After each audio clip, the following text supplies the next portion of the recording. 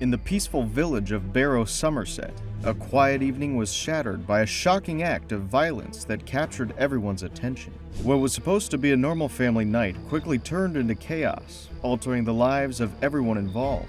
The conflict began casually over something as simple as bubble and squeak, leading to a tragic confrontation between Penelope Jackson and her husband, David.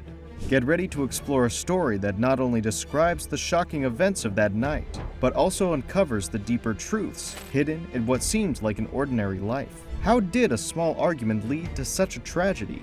What hidden problems and unresolved issues caused this dramatic turn of events?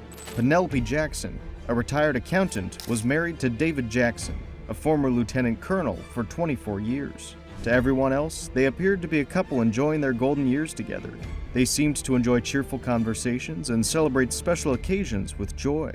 However, beneath this seemingly happy exterior, serious problems were hiding. Penelope repeatedly claimed that her husband David had a controlling influence over her life. She felt mocked and disrespected during their conversations, as if her opinions didn't matter.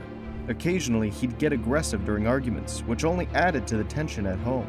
All of this made their home anything but peaceful, creating a tense and uncomfortable atmosphere. His anger created an environment of fear and frustration for Penelope, replacing the peace she once felt with constant unease. Their marriage was filled with never-ending arguments and conflicts, which affected their relationship over the decades of their marriage. Penelope Jackson mentioned that David's hurtful words over the years left her feeling anxious and constantly on edge. In her statement, she talked about sleepless nights filled with fear, not knowing if the next day would bring nice David, who was caring, or nasty David, who was angry and hurtful. This ongoing confusion made her feel trapped and deeply unhappy in her marriage. On the evening of February 13, 2021, Penelope Jackson and her husband, David, were at what was supposed to be a celebratory dinner. Joined by their daughter, Isabel Potterton, and son-in-law, Tom, the night was intended to mark Penelope's birthday with a special steak dinner. But what began as a seemingly joyous occasion quickly spiraled into something far more sinister over a simple disagreement about serving bubble and squeak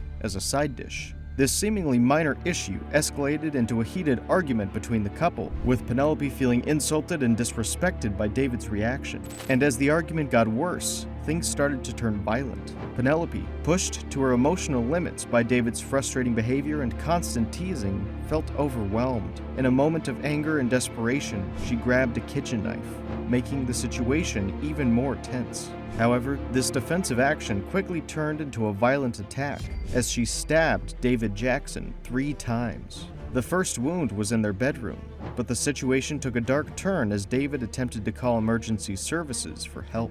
Even while on the phone with the emergency services, David was not safe. He reportedly screamed in pain, and Penelope, in a shocking reaction, stabbed him again while he was still on the line. During the call, Penelope sounded disturbingly calm, telling the operator that she hoped her husband would bleed to death. David could be heard in pain as she continued to stab him, showing a shocking lack of concern for his suffering. When the police arrived at their home, the seriousness of the situation was clear. David Jackson was gravely injured, and Penelope, instead of showing regret, calmly admitted to what she had done. Now, in the bodycam footage, she was heard saying, "I should have stabbed him a bit more," and even seemed satisfied about being arrested. Her shocking words showed a disconnect between her feelings and the reality of the crime she had committed. But how could someone remain so detached after such a violent act? Despite him having severe injuries, Penelope did nothing to help him. She didn't apply pressure to his wounds or offer any kind of assistance. Her lack of concern showed how she was more focused on her own situation than her husband's life, leading many to question her emotional and psychological state. This suggested that she felt justified in her actions, revealing deeper issues in their relationship. Following the incident, Penelope was arrested and charged with the murder of her husband. Throughout the investigation, she said that she had acted out of self-defense, explaining how David had been controlling her and the many years of emotional abuse she had faced. Jane Calverley, David Jackson's daughter from his first marriage, presented a different view of the relationship between her father and Penelope. She accused Penelope of being the real abuser in their marriage, claiming that David suffered at her hands. According to Jane, David was too proud to ask for help for the issues he faced. He did not want to admit that he was being bullied or controlled by his wife, which was a different story than what Penelope described during her trial. This situation created family confusion, where different members had different opinions about the relationship between David and Penelope. While Penelope claimed she was a victim of emotional and physical abuse, Jane suggested her father had his own kind of suffering. The conflicting testimonies affected not only the trial, but also the family. Friends and relatives who knew the couple said their relationship seemed calm, with arguments, but nothing ever this violent before. All this showed how difficult it is to understand what was really happening in their relationship, and what led to that tragic night. What hidden truths might have been buried beneath their conflicting stories?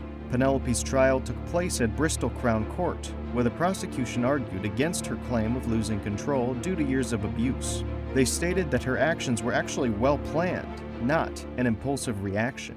People who knew David were upset that he was portrayed as the villain, saying he was well-liked and respectful. The jury had a tough job deciding between Jackson's claims of long-term abuse and the evidence that suggested her behavior was intentional.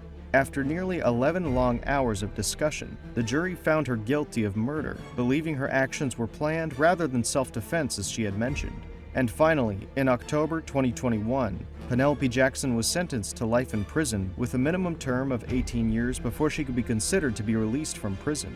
During the sentencing, the judge expressed disappointment at her lack of guilt for killing her husband. He found it disturbing that despite the tragedy, she tried to make herself look like the victim and blamed the man she had killed. The judge emphasized how sad it was that she showed no regret for her actions and shamelessly agreed on whatever she did. Despite her conviction, Penelope Jackson's legal team argued that the trial had been mishandled.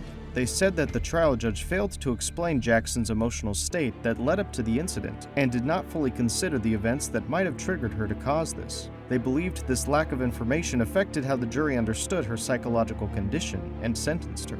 However, her appeal was rejected. The judges upheld the original conviction, confirming that the jury had made a well-considered decision after thoroughly reviewing all the evidence. Their decision showed the complexity of psychological distress and relationships, illustrating how challenging it is to determine if someone was abused while also evaluating what happened that night. Thus, while Penelope's legal team decided to challenge her conviction based on these issues, the court stuck to the original decision. The murder's impact was felt deeply by the entire family.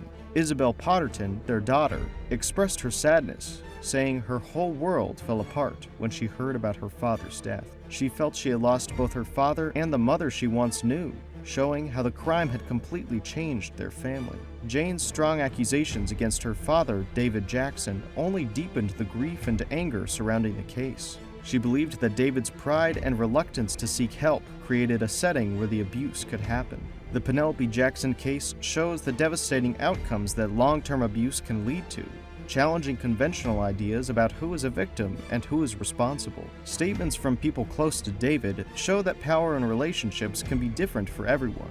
This case also shows that control and abuse can take many forms and may not always be visible.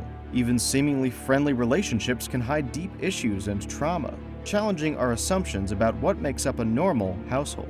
David's story serves as a wake-up call, showing the need to openly address abuse and improve communication in relationships. The tragic story of Penelope Jackson and David Jackson stands as a reminder of how conflicts can escalate in different ways if not treated well. Their relationship, full of love, control, and emotional ups and downs, shows the challenges many people face. As Penelope serves her sentence in prison, the case continues to resonate, sparking conversations about domestic abuse and complex relationships. For those who knew and loved them, this case serves as a reminder to recognize the signs of abuse in any form before it escalates into tragedy. The case also forces us to reflect on our own relationships and community. What do you think we can do to identify and speak about the early signs of abuse? And how can we foster healthier communication and support to prevent similar tragedies? Don't forget to share your thoughts in the comments below. If you liked what you saw so far, don't forget to like, share, and subscribe to the channel.